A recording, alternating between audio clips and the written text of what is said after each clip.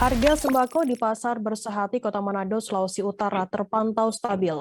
Hal ini diungkapkan oleh salah satu pedagang sembako bernama Ana.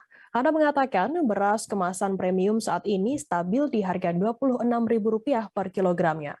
Untuk mengetahui informasi lebih lengkapnya akan disampaikan oleh rekan jurnalis kami dari Tribun Manado, ada Iswara Safitri yang akan melaporkannya. Silakan rekan Iswara.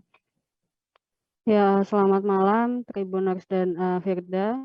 Jadi untuk saat ini harga sembako di Pasar Bersehati yaitu pasar induk di Kota Manado terbilang stabil.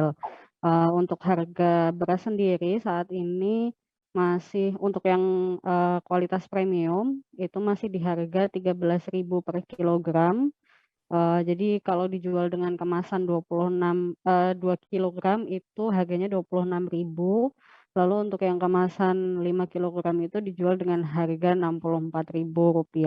Nah, untuk harga sembako lainnya itu justru ada yang mengalami kenaikan seperti gula pasir yang saat ini harganya naik dari 15.000 sampai 17.000 per kilogramnya.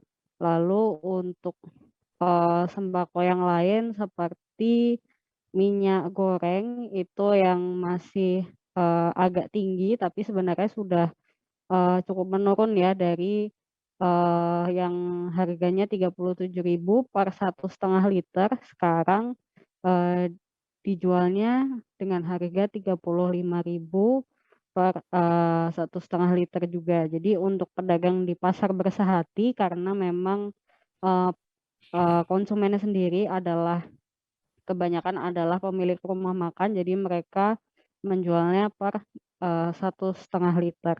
Nah, untuk tepung terigu itu juga mengalami kenaikan dari yang tadinya harganya sekitar 12.000 per kilogram, sekarang jadi 13.000 per kilogram.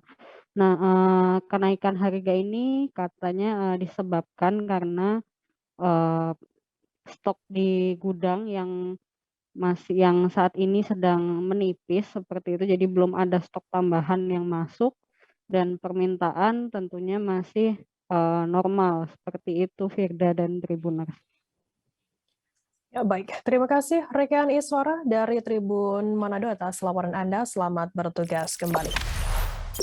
Jangan lupa subscribe, share, komen, dan like ya.